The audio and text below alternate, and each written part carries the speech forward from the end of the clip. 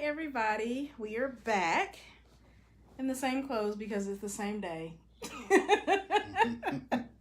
Yep. It's our anniversary. We're celebrating 7 years. Yay! Yay. Oh, yay. Yes, spirit Sorry. fingers. We still have to do spirit fingers Okay. all day. Okay.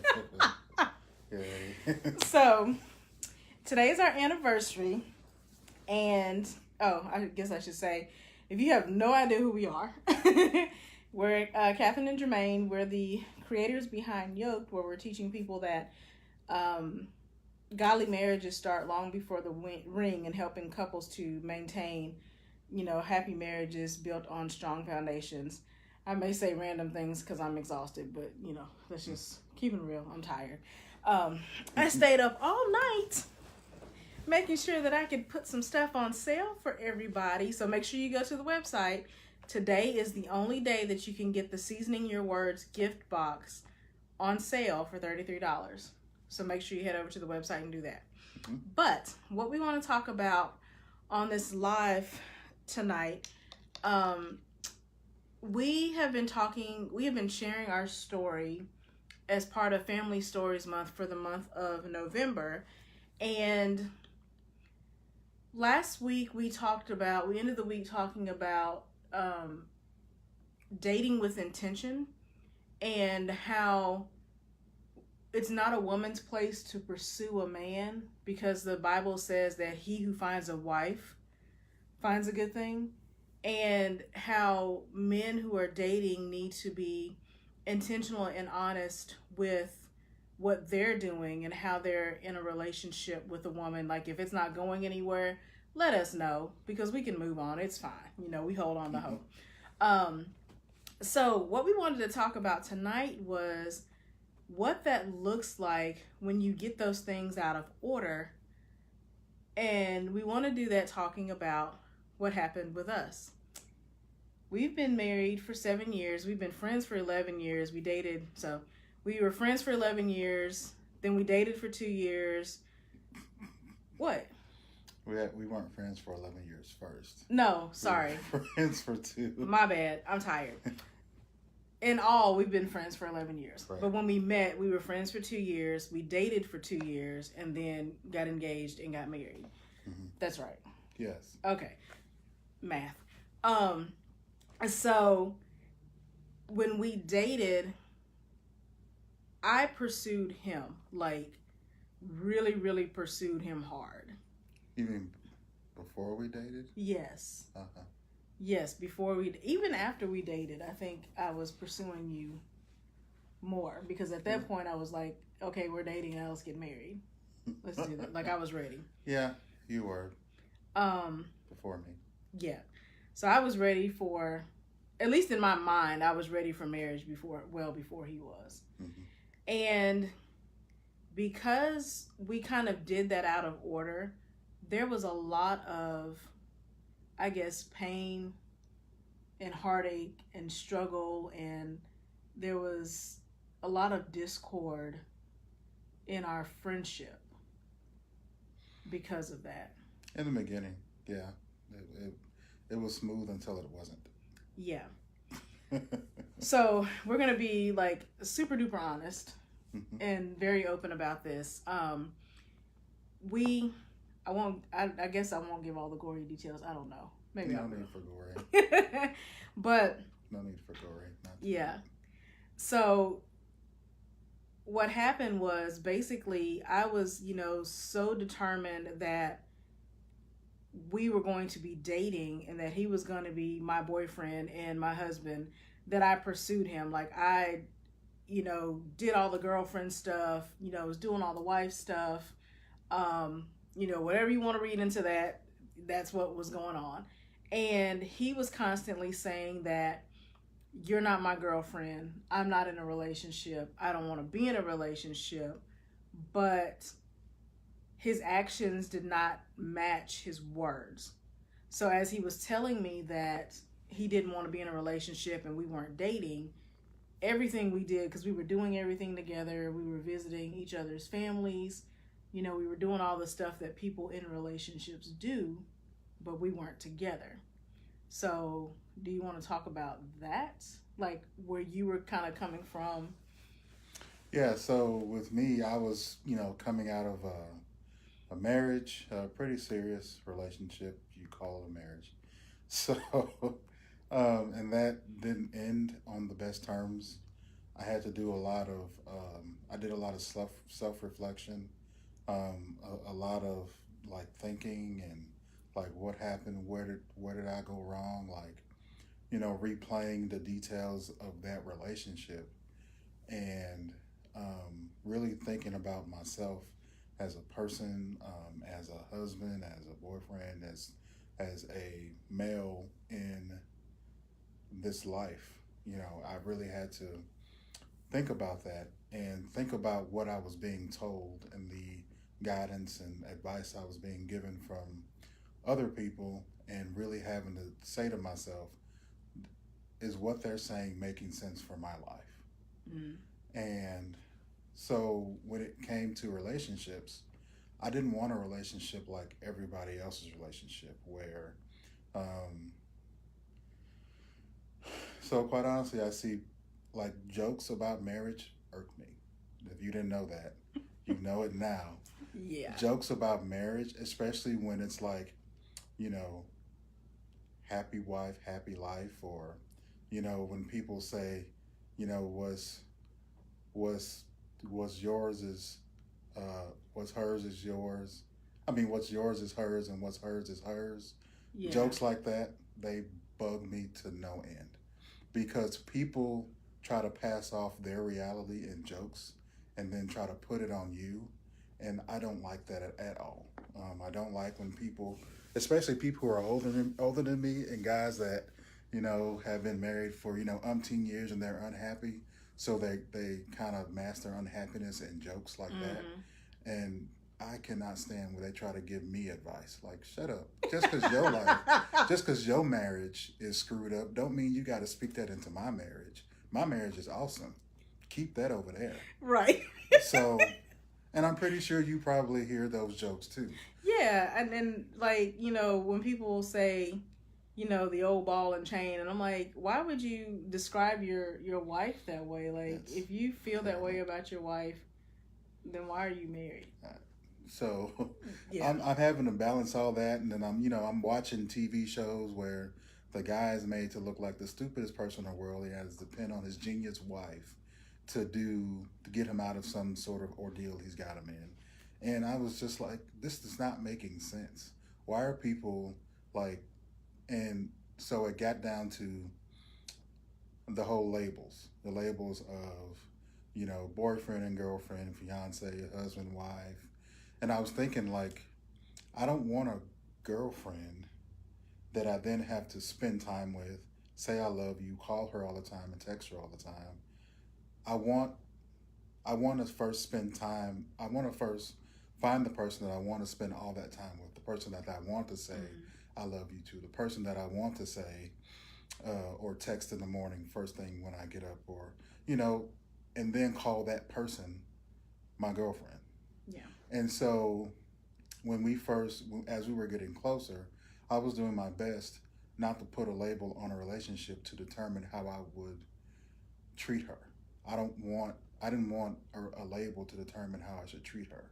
I wanted our natural organic interactions to determine how we treated each other rather than the label of girlfriend or the label of boyfriend. I hope that makes sense. Because in my mind it made perfect sense. Right. And in his mind, it made sense. In my mind, it made no sense at all because I was like, I'm not your ex-wife. I'm not gonna hurt you. I'm not gonna do all of these things that she did. And I think that I was under a lot of scrutiny. There was a lot of mistrust because of your first marriage Mm-hmm. that was kind of put onto me, which, I'm like, it's not fair that I have to, work double time to prove myself. Even though I did, because it was, on the other hand, it was important for me that you understood that I was not going to hurt you. But, for me to have to do those things, it was really rough. And for me, I've always been a person, do what you say what you mean. And if you tell me that you don't want me to be your girlfriend, that we're not in a relationship, don't treat me that way. And if you do treat me that way and hold me in that capacity, just admit it. You like me. Yeah. You want to date me. And I know some of you are probably thinking, well, he just didn't want to put the label on there so he could be free to do what he wanted to. That was never my intention. I was always like connected to her, and whoever I knew about her, and they knew the importance of her in my life. So it wasn't like I was trying to remain unattached just in case something or someone better came along. That wasn't the case. I was always, even without the label, I was committed to her prior to even getting the label. Yeah, and I didn't know that because everything he said, like his actions told me that.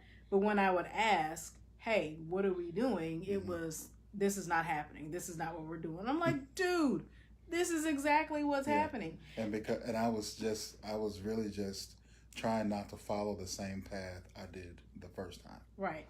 And I think where we kind of got our, relationship kind of where it kind of went off the rails, like it was like the end of the friendship going into the relationship zone, but we almost ended our friendship, like completely walked away from it.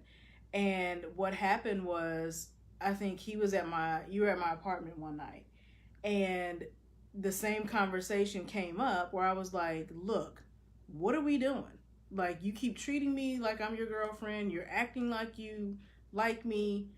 What's going on? And he got so upset because he felt like I was forcing those labels onto him that he we got into a fight, like not a fist fight, but there were loud voices and screaming and slamming things and storming out. Like, he left my apartment. Mm-hmm. And I was so upset because I'm like, I've invested so much time into this friendship that I knew was going to be something more, that he wouldn't admit was going to be something more. And that night he left and went home. I got into my car and I was bawling my eyes out, and I was trying to get to my mom because I was just like, I need my mama. Like, I was trying to go to my mom, but I got stopped by a train. So I was sitting in the middle of the street, like at a train, crying. And the train was so long that I had no choice but to turn around and go back home. I gave up. And it was it like the next day or 2 days later that you texted me? We didn't talk for like 2 or 3 days. Yeah. It was some time. The longest we'd ever gone without talking. Yeah. Still to this day, the longest we've ever gone without talking. Yeah, even now when we're mad at each other, it's like maybe a day. I mean, not like we speak to each other, but it's not like, the lovey-dovey, like, come here. It's like necessary communication. Right. But I mean, we still maintain communication, but then we weren't. And what happened was, the way we were pursuing relationships, our relationship was completely out of order, because I was pursuing him and trying to push him into a relationship that he was not ready for. And I mean, even if he was ready for it, he wasn't ready to declare that he was ready for it. Yeah. And I guess I went home over the next few days, and I had to really think about, okay, this woman is important to me. She's really important to me, and she's more important than just a friend. There were plenty of women that I had met besides her, but none were on her level. None I actually spent that much time with. I could go weeks without talking to them, and I was okay. There were a lot of them that got mad at me the same way she did, and they said, okay, I'm not talking to you no more. And I was like, okay. And I really let them, go and do their own thing. But with her, it was different. And I had to really admit to myself and to her that I felt the way I felt with the way I was treating her was true. It was genuine. It was not fake.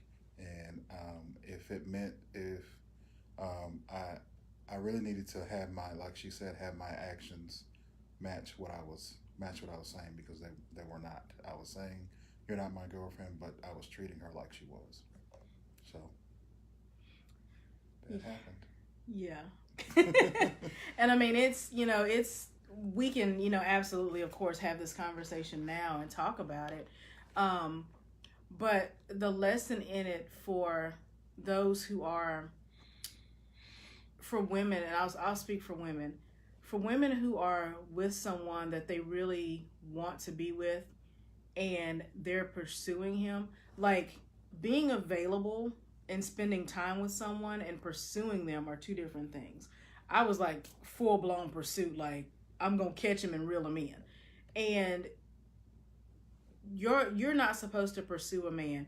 Um, what I really want, women to know who are, single, dating, not yet married, you're supposed to pursue God. You're supposed to pursue your relationship with God, and He will bring a man to you if that's His will for you. Um, he's not going to bring you anything or anybody who's going to distract you even more from God, if that makes any sense. So your role is to work on yourself and to pursue God. Spend time with the guy that you're interested in. Get to know him. Don't walk into a relationship blindly and then you get in it like, this dude is two sheets of crazy. I've done that. You don't want to do that. That doesn't end well. But, get to know him. But, our role is not to pursue. We are to be pursued. And we have to know that we are worthy of being pursued. We don't have to put ourselves completely out there to try to catch a man. We have to understand that we are worthy of more than that. And guys, you have to be, fellas, guys, man, you have to be clear about what you want and make sure that you are behaving in a way that reflects what you're saying. Now, you don't say on the first date, "Oh, I want to get married." I mean, that can be a nice goal, but honestly, on the first date, you really want to just get to know that person for that person, and not have the woman on an interview. That's not what it is. I mean, it kind of is an interview, but not in the sense of, okay, tell me your name, your birthday, your social security number.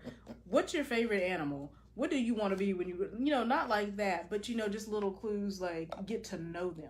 Yeah. Because women can be two sheets of crazy too. Yeah. I mean, I'm not saying avoid the topic of marriage altogether. I mean, if it comes up organically, that's fine.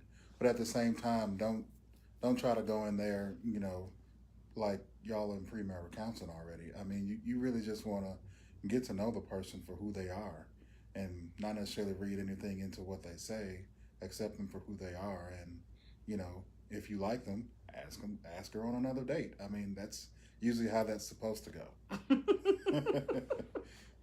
Or ladies, pay for the first date so you can get you a second date. Yeah. Only if you go to McAllister's. Yeah, just McAllister's. That only works at McAllister's. But yeah, so I know this one was a little heavier, but we wanted to. Hey, Danielle. Hello. We wanted to just hop on and talk about some of the realities and the truth about what dating looks like when you're out of order.